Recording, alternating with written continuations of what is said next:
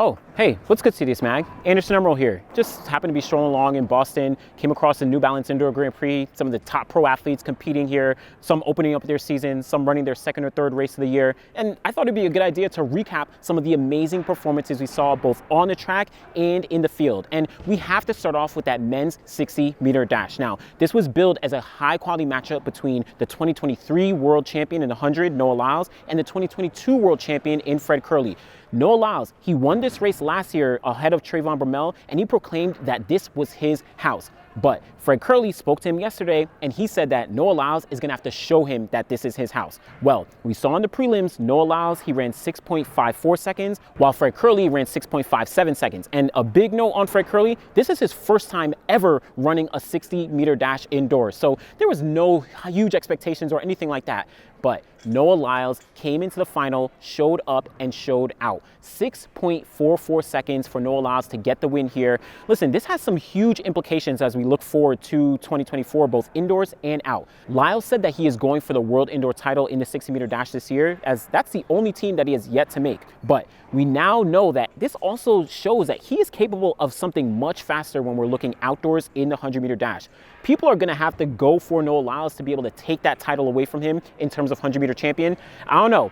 Don't sleep on Akeem Blake. Akeem Blake just finished right behind him, running 6.45 seconds for second place, just on his heels. But we also have Ronnie Baker, third place in 6.54, and then Fred Kerley in the final ran 6.55 seconds. So kind of various results across the board. But again, I think this has some really, really big implications for Noah Lyles, considering the drop in his personal best, considering what he's already done outdoors in the 100 and the 200, and then considering that this is an Olympic year and the motivation is off the charts for all athletes. Keep a lookout for the 60 meters. Christian Coleman, he's going to be running at the Millrose Games next week, so that's going to set up for a huge matchup as both of them are going for the World Indoor Championship. So let's move over to the women's 60 meters where we saw Makai Briscoe. She got the win here in 7.10 seconds. Now, Makai Briscoe is the defending silver medalist from the 2022 World Indoor Championships in the 60-meter dash. She ran sub-7 back then in 2022, and for her to get the win here, this is a very, very big motivator on her potential to get on the podium again at World Indoors in Glasgow, Scotland. I'm very much going to be keeping my eye on what she's going to be able to do and how she's competing with the rest of the ladies when talking about the 60 meters globally around the world.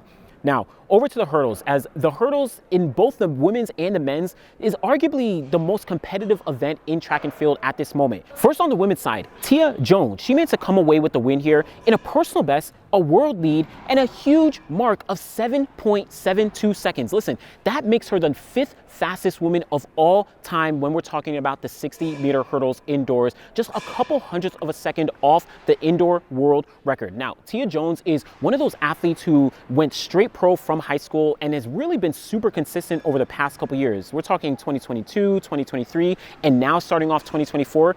Tia Jones is one to look out for. Just behind her, though, she actually had a world record holder finished in second place. Tobi Amisan, outdoor world record holder in the 100-meter hurdles, 2022 world champion. She ran 7.75 seconds, also for a personal best and an African record in the event. So like I said, the 60-meter hurdles is super, super competitive. Devin Charlton ran 7.76 and only got third in this race. Listen, the women are going to be doubling back for the Millrose Games next week, where we're going to be adding Kenny Harrison, Nia Ali, Daniel Williams. A lot of women are going to be coming into the fold, and you're going to see some of these same women going to New York City for the Millrose Games. So definitely keep a lookout for this women's 60-meter hurdles, not only indoors, but also as we go outdoors for the 100-meter hurdles.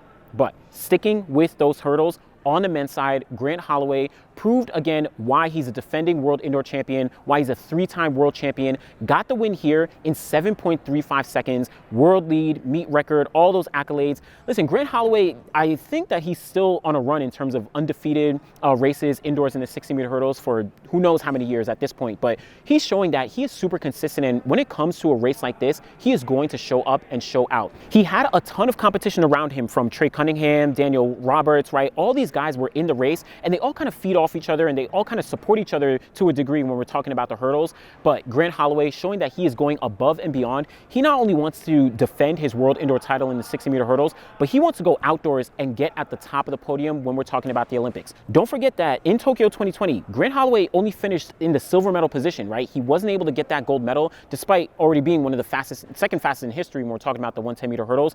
But he wants to get on top of that podium. He wants to end the season with double gold, world indoor and Olympic gold. We're going going to see, but this is an amazing start for Grant Holloway's season. Now, let's keep it in the sprints, but move over to the 300-meter dash where Gabby Thomas, this is low-key her house, right? She comes here every year, runs the 300, always wins. This year was no different. 35.75 seconds to get the win here. Now, she said that she was going for the American record, and she was not too far off her personal best of 35.72, but this is her only indoor race, and she's really looking forward to the outdoor season. We know that Gabby Thomas not only has an Olympic bronze medal from 2020 at the Tokyo Olympics, but also has a World Championship silver medal from Budapest last year. This race, as well as she opened up with a 60-meter dash just a couple weeks ago, this really proves that she is stepping it up to another level and wants to get on top of that podium. It's not going to be easy, right? You're talking about, Shericka Jackson. She's super dominant in the 200, but she wants that 200-meter gold, and a race like this is really setting herself up for success as we look towards outdoors. So keep a lookout for her. Also have to give a shout out to Favour Ofili. She actually set the African record with 35.99 seconds for second place there.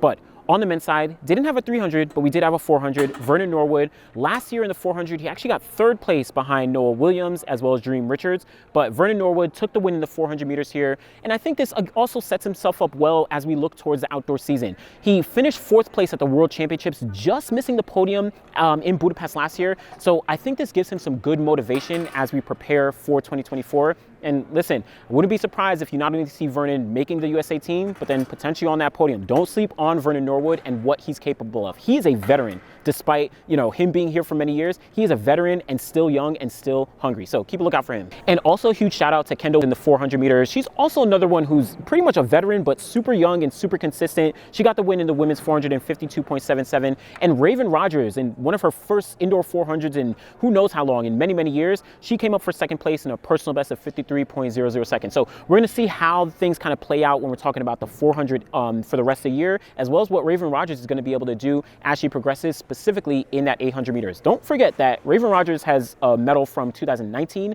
as well as a medal from 2020 at the Olympic Games. Raven Rogers is a mainstay when we're talking about the 800, so keep a lookout for them. All right, we saw tons of action on the sprint side, but don't sleep on the distances. Men's 1500 meters, Hobbs Kessler versus Jake Whitman. Hobbs Kessler with a personal best of 3:33.66 seconds. Personal best in another professional race. Let's not forget that Hobbs Kessler came straight out of high school, went straight pro, and he's been holding his own against these professional athletes, showing that he can be a world champion. Jake Whitman, 2022 world champion in the 1500 meters. We can never forget that amazing race that Jake had to take down Jakob Ingebrigtsen outdoors in 2022. He's definitely going to be a force outdoors, but we're going to see how things play out. But Hobbs Kessler, not only do I think that he's capable of running not only faster, but potentially could make the Olympic team when we get to the 2024 outdoor season. Do not sleep on Hobbs Kessler. And then Jake Whitman, like I said, world champion in the 1500 from 2022. He dealt with injuries all throughout last year and wasn't able to compete in Budapest, but if he's already starting off his season like this, personal best of 3 minutes, 34.06 seconds, already starting off on good training, on good competition. He wasn't exactly 100% happy, but this is a perfect start for 2024 and really indicates that there's going to be a lot of guys between Jake Whitman, between Josh Kerr, between Jakob Ingebrigtsen. Everyone is going to be in the mix when we're talking about the 1500 meters. I'm super excited to see how things play out. And of course, Yara Nagus. We're going to see him at Milrose, so keep a lookout for Yara. But really, really excited across the board in the 1500.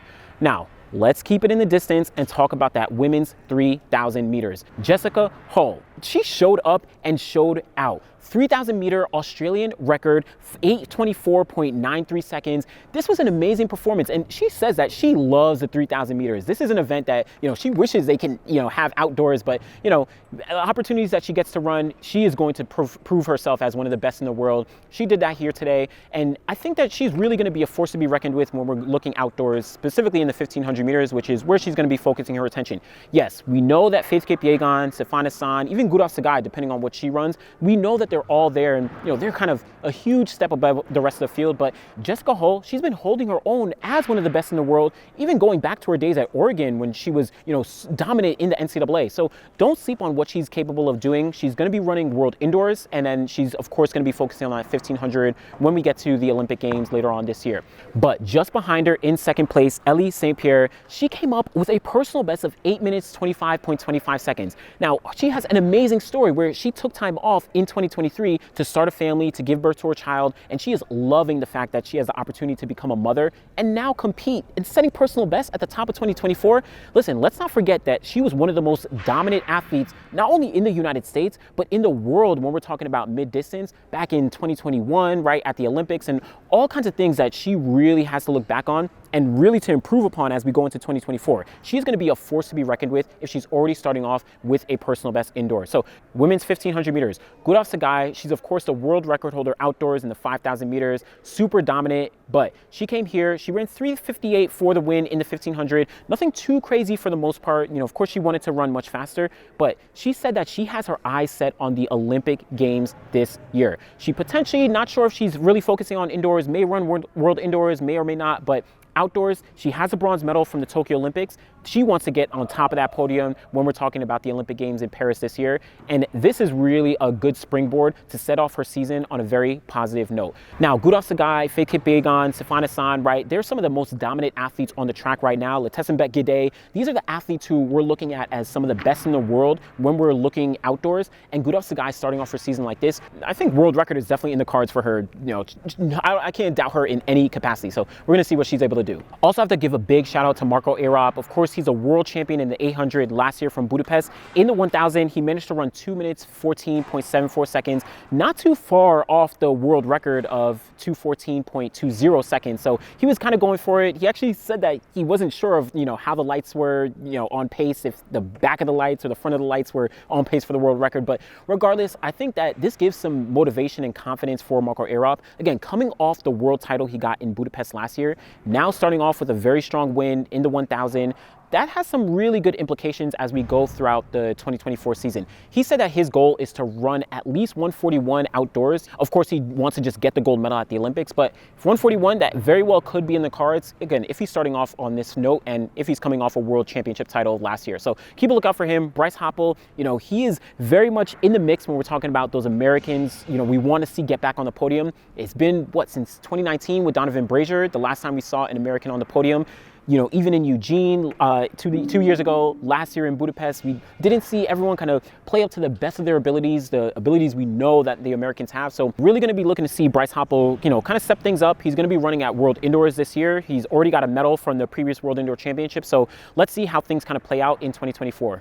And then finally, shout out to Tara Davis Woodhall. She got the win in the women's long jump, 6.86 meters, a world leading performance. And she's been on a roll in the short time that we've had in 2024 so far. She's already started to really pick things up, you know, coming off the World Championship silver medal that she got. She's eyeing the gold medal, but even more importantly, she said that she wants to run the 60-meter hurdles, potentially, you know, as we go throughout the indoor season and maybe the 100-meter hurdles outdoors. I don't know. She's been putting the little bug into her coach's ear to see, you know, how things go. But overall, she says that the hurdles help her long jump, and she wants gold. She wants that gold medal when we get to the Olympics later on this summer. So we're going to see how things play out. Shout out to Tara Davis Woodhall. So those are some of the top performances that we saw at the New Balance Indoor Grand Prix right here in Boston.